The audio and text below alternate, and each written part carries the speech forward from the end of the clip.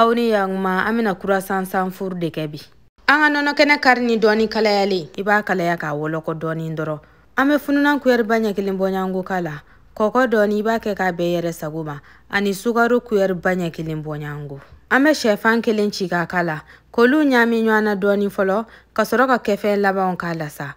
Ame tulu temi veri nyekilin kala. Kano do nywana doni. Kasoroka farni muguta. Farni klanche. Ambo de kala dodoni. Farni mana ke chugo akanga tente dide.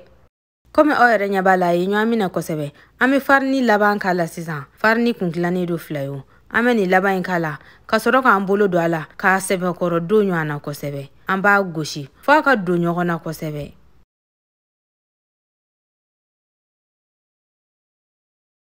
Miniti damado kofe kome oere nyabala do na nywana kosebe. Ama jawa mamaga. Amba blasiza ka funu. Ere kilimbo nyangu. Oere nyabala funu nasade. Amba funu jiki. Ka labara doni. Kasoroka petel dabosa. Ame farni mugu doni boanga plancheka. Kasoroka na petel dabosa. Amba pete. Anta fegeya ko jugu. Anta giriya ko sebe fana. Miniti damado ko fa petera foganye kome oere nyabala chugamina. Amina beri doni kai asanfelala. Iti beri chayare. Ina fo jala nika beri nchayara mbulu doni. Iti beri nke ka sinita akema. Iba berebe. Beri kele nyuma akonna na amina kuru nyanga sisa. Iba kuru chugu fanado. Nyana akana na nyambla. Amba kuru kunani bonyangu kome oere nyabala. Al na ija. Ibi seka teme. Oka. Amba peteli dabokun. Mesegi ka fokun. Neka beri kumina chaya doni ni bulu. Akana na beri chaya la kosebe. Nyani, aba fokabi nyambla. Ancha mamba donka fokurasan koni. Ale rectangli lama didu. Koma oere nyabala. Amba tike doni tantukuina. Nasorola ake lama di kadi ina foni beka ke chugamina. Ibe seka keti njugu fanana. Komi oere nyabala bekera rectangli. Amba melikeli dabosa.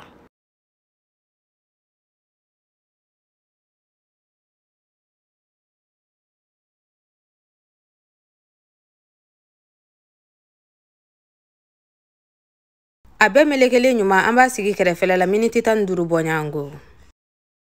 O wati konna na manga da sigi taka ka kefe onkala no e beri doni ani farni doni ndoro.